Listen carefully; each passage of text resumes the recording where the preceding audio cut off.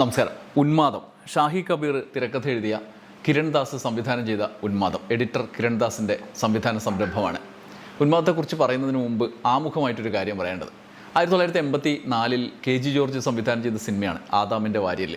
ആദാമിൻ്റെ വാര്യയിൽ ഒരു ക്ലൈമാക്സ് എപ്പോഴും പല ഘട്ടങ്ങളിൽ ഞാൻ ഓർമ്മിക്കുകയും സുഹൃത്തുക്കളോടോ അല്ലെങ്കിൽ മറ്റ് സ്ഥലങ്ങളിലോ പറയുകയും ചെയ്തിട്ടുള്ളൊരു കാര്യമാണ്. അതിൻ്റെ ക്ലൈമാക്സിൽ ഈ കഥാപാത്രം സൂര്യയുടെ ഒരു പ്രധാന കഥാപാത്രം ഉണ്ടല്ലോ, അവരുടെ കഥാപാത്രം അവസാനം ഒരു അന്തേവാസിയായി ഒരു സ്ഥലത്ത് എത്തപ്പെടുകയാണ്, ഒരു അഭയാർത്ഥി ക്യാമ്പ് പോലൊരു സ്ഥലത്ത് എത്തിപ്പെടുകയാണ്. അവിടെ നിന്ന് അവരുടെ ജീവിത യാത്രയുടെ ഒടുക്കം അവരിറങ്ങി ഓടുകയാണ്, എന്നിട്ട് ഗേറ്റിന് പുറത്തൂടെ അങ്ങ് പോവാണ്. അപ്പോൾ ഇത് കണ്ടിട്ട് ഇറങ്ങി ഓടുന്നത് കണ്ടിട്ട് അവിടെ നമ്മുടെ സംവിധായകനും ക്യാമറാമാനൊക്കെ അന്തിച്ച് നിൽക്കുകയാണ്. അവരുടെ ക്യാമറയിൽ നിന്ന് പുറത്തേക്ക് വരികയാണ്.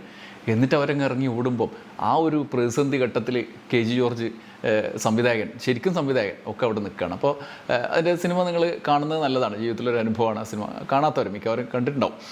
അപ്പോൾ ആദാമിൻ്റെ വാരിയിൽ എന്നുള്ള സിനിമ വിലയിരുത്തുന്ന ഘട്ടങ്ങളിൽ മലയാളത്തിലെ ഏറ്റവും മികച്ച സ്ത്രീപക്ഷ സിനിമ എന്ന് വിലയിരുത്തുന്നതോടൊപ്പം ഞാനതിനെ പലപ്പോഴും പറയാറുള്ള ഒരു കാര്യം, അത് മലയാള സിനിമ മേഖലയിൽ ഒരുപക്ഷെ സാഹിത്യത്തിലൊക്കെ ഈ ഉത്തരാധുനികത 90കളുടെ ഒടുവിലാണ് പോസ്റ്റ് മോഡേണിസം വരുന്നത്. ആ വരുന്നതിന് മുമ്പ് തന്നെ 1984 ഇതിൻ്റെയൊക്കെ പ്രധാനപ്പെട്ട ഒരു ലക്ഷണം എഴുത്തുകാരനും കഥാപാത്രങ്ങളും തമ്മിലുള്ള സംഘർഷം രേഖപ്പെടുത്തിയ സിനിമയാണ്.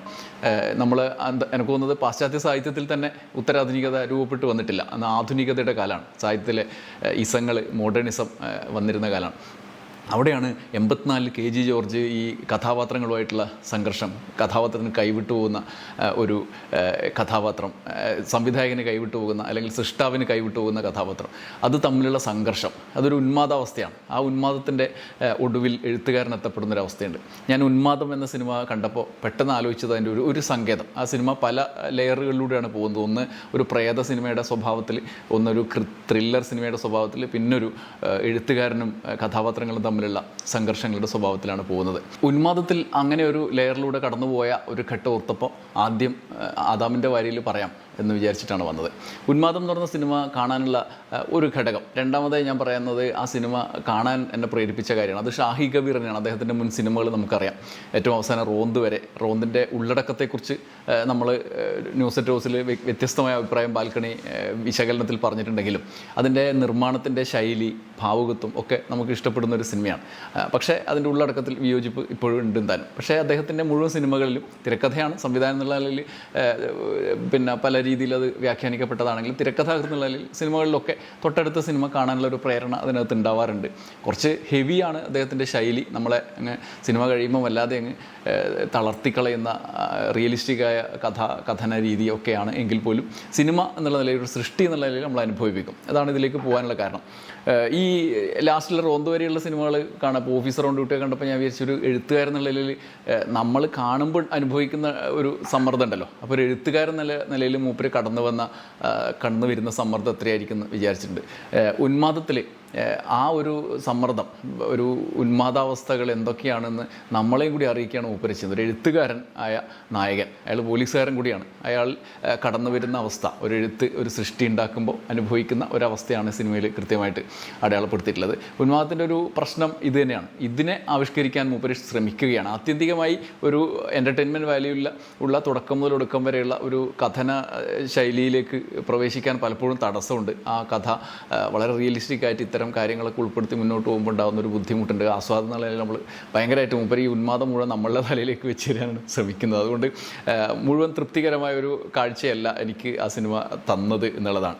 സിനിമയുടെ ഉള്ളടക്കത്തിലേക്ക് കൂടുതൽ കടക്കുന്നില്ല. കഥ പാലക്കാടുള്ള ഒരു പോലീസ് സ്റ്റേഷനിൽ നടക്കുന്ന ഒരു പോലീസുകാരൻ്റെ ഒരു കഥയാണ്. അദ്ദേഹം ഇതിൻ്റെ പിന്നാലെ പോകുന്ന ഒരു പ്രത്യേക കേസിൻ്റെ പിന്നാലെ പോകുന്നതാണ്. ത്രില്ലർ സ്വഭാവത്തിൽ അടയാളപ്പെടുത്താനുള്ള ഒരു സിനിമ. ഒരുപക്ഷെ സാധാരണപ്പെട്ട ഒരു കഥ, അതിനെ അയാൾ എടുക്കുന്ന രീതി, ആ നായകൻ അതിലൂടെ സഞ്ചരിക്കുന്ന രീതിയിൽ വ്യത്യസ്തത വരുത്തിയിട്ടുണ്ട്. ഒരു എഴുത്തുകാരനും അതേസമയം തന്നെ അദ്ദേഹത്തിൻ്റെ മാനസികാവസ്ഥയെയും കൃത്യമായി വല്ലാത്ത രീതിയിൽ അടയാളപ്പെടുത്താനാണ് ശ്രമിച്ചിട്ടുള്ളത്. പോലീസ് സ്റ്റേഷനിലൊക്കെ അദ്ദേഹം കൃത്യമായിട്ട് തന്നെ ഷാഹി കബീർ, കിരൺ ദാസ് അത് അടയാളപ്പെടുത്താൻ ശ്രമിച്ചിട്ടുണ്ട്. ശൈലി, ഒരു പോലീസ് സ്റ്റേഷൻ്റെ പെർഫെക്ഷനൊക്കെ വരുത്താൻ ശ്രമിച്ചിട്ടുണ്ട്. എങ്കിൽ പോലും തുടർച്ചയിൽ നമുക്കങ്ങനെ മുഴുകിയിരിക്കാനുള്ള ഭയങ്കരമായ ഹെവി ആയിട്ടുള്ളൊരു അവസരം ആണ് അതിനകത്ത് തന്നിട്ടുള്ളത്. അതുകൊണ്ട് എൻ്റർടൈൻമെൻറ്റ് എത്രത്തോളം കിട്ടുമെന്നുള്ള ഒരു പ്രശ്നം സംശയമുണ്ട്. നിങ്ങൾക്ക് ഞാൻ അനുഭവിച്ച പോലെ ആയിരിക്കില്ല. തുടക്കം മുതൽ ഇപ്പോൾ ഇടവേള വരെയൊക്കെ ആണെങ്കിൽ വല്ലാത്ത നിലയിൽ ഒരു ചെറുകഥയിൽ മാത്രം ഒതുക്കാവുന്ന ഒരു സാധനം ഈ ഇടവേള വരെ അങ്ങ് വലിച്ചു നീട്ടി കൊണ്ടുപോയ പലയിടത്തും കട്ട് ചെയ്ത് കളയേണ്ട ഒരുപാട് കാര്യങ്ങൾ സാധാരണ സിനിമ പ്രേക്ഷകർ തന്നെ തോന്നുന്ന രീതിയിലുള്ള അവസ്ഥ. ഇടവേള കഴിഞ്ഞിട്ടാണ് സിനിമ അതിൻ്റെ പ്രോപ്പർ കഥയിലേക്ക് അതിൻ്റെ ത്രില്ലിംഗ് ലെവലിലേക്ക് പോകുന്നത്. അവിടെയും പല രീതിയിൽ ഇങ്ങനെ ഒഴുക്കി കൊണ്ടുപോകുന്ന, അതായത് ഇത് വെട്ടിക്കൂട്ടിയാൽ ഒരു ഷോർട്ട് ഫിലിമിന് പറ്റിയ ഒരു കഥയായിട്ടാണ് എനിക്ക് തോന്നിയിട്ടുള്ളത്, ഒരു സിനിമയായിട്ടാണ് തോന്നിയിട്ടുള്ളത്. പിന്നെ അതിൽ ഏറ്റവും ഗുണകരമായൊരു കാര്യം എടുത്തു പറയേണ്ടതുണ്ട്, അതിൻ്റെ അഭിനേതാക്കളുടെ പെർഫോമൻസാണ്. അത് കുഞ്ചാക്കോ ബോബൻ്റെ നായക കഥാപാത്രം ഷെല്ലി എന്ന പേരുള്ള കഥാപാത്രം, ഭാര്യ സൗമ്യ എന്നുള്ള പേരുള്ള കഥാപാത്രം, ഇടക്കിടക്ക് ഭാര്യയെ വിളിക്കുന്ന കുടുംബത്തിൻ്റെ അല്ലെങ്കിൽ ഈ ഭാര്യ പങ്കാളികളുമായിട്ടുള്ള ഒരു ബോണ്ട് ഒക്കെ നല്ല രസമായിട്ട് അവതരിപ്പിക്കാൻ ശ്രമിച്ചിട്ടുണ്ട്. സൗമ്യ എന്നെയൊക്കെ മൂപ്പര് ഇടക്കിടക്ക് വിളിക്കും, സൗമ്യ എൻ്റെ ഭാര്യയും കൂടെ കൊണ്ട് വിളിക്കുമ്പോൾ നമുക്കത് കുറച്ചുകൂടി ഫീൽ ചെയ്യും. അങ്ങനെ പിന്നെ മക്കളുടെ അനുഭവം അതൊക്കെ ചേർത്ത് വെച്ചിട്ട് അദ്ദേഹം പറയാൻ ശ്രമിച്ചിട്ടുണ്ട്. എങ്കിൽ പോലും ഈ കഥയുടെ മുന്നോട്ട് പോക്കിൽ വലിച്ചു നീട്ടി കുറേ കൊണ്ടുപോയിട്ട് ബുദ്ധിമുട്ടിച്ചു എന്നുള്ളതാണ് അതിൽ പ്രധാനപ്പെട്ട കാര്യം.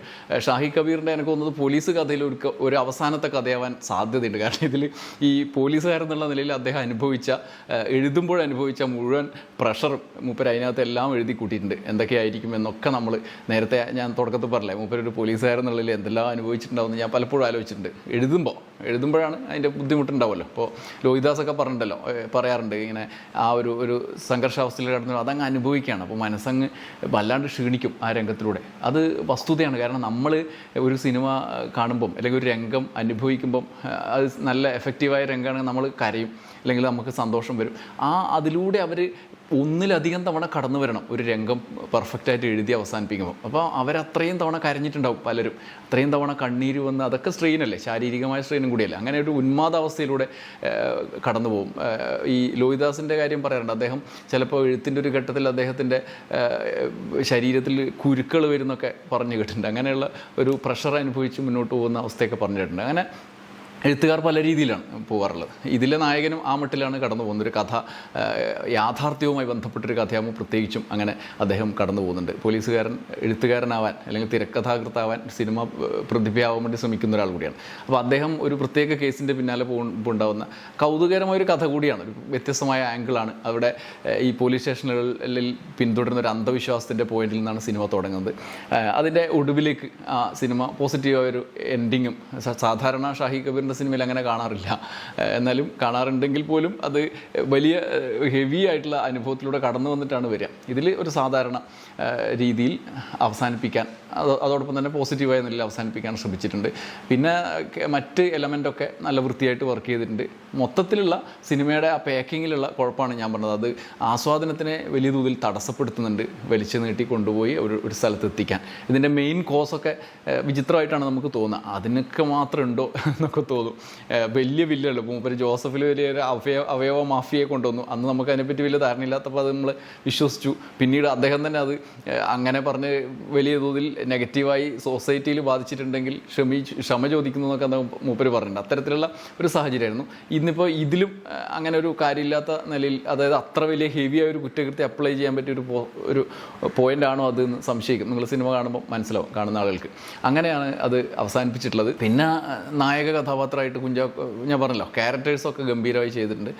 പ്രധാനപ്പെട്ട ഒരുപാട് റോളുകൾ, കഥാപാത്രങ്ങൾ ഒക്കെ അതിലുണ്ട്. ചെറിയ സമയത്ത് വന്നു പോകുന്ന ആളുകൾ പോലും വളരെ വൃത്തിയായി ചെയ്യാൻ ശ്രമിച്ചിട്ടുണ്ട്.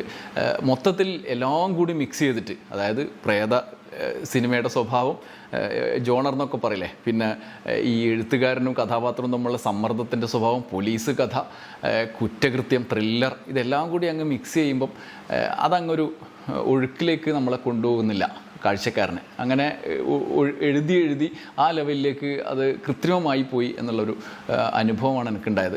പിന്നെ സിനിമയുടെ ആത്യന്തികമായിട്ട് മൂപ്പരുടെ സ്ഥിരം സിനിമകളുടെ ശൈലി തന്നെ കൊണ്ടുപോകാൻ പറ്റി. അത്തരത്തിലുള്ള ഓരോ രംഗങ്ങളൊക്കെ എടുത്ത് നോക്കുമ്പോഴും ഓരോ കഥാപാത്രങ്ങളൊക്കെ എടുത്ത് നോക്കുമ്പോൾ നല്ല വൃത്തിയായി ചെയ്തുവെങ്കിലും ഒരു സിനിമ എന്നുള്ള നിലയിൽ തീരെ തൃപ്തി തരാതെ സിനിമ അവസാനിപ്പിച്ചു എന്നുള്ളതാണ്. ഷാഹി കബീറിൻ്റെത് വലിയ പ്രതിഭയുള്ള ഒരു മനസ്സാണ്, എഴുത്തുകാരൻ എന്നുള്ള വലിയ പ്രതിഭയുള്ള ആളാണ് ഷാഹി കബീർ. അദ്ദേഹത്തിൻ്റെ തുടർ ചേഞ്ചിനുള്ള ഒരു പോയിൻ്റായി ഇത് മാറുമെന്നാണ് എനിക്ക് തോന്നുന്നത്.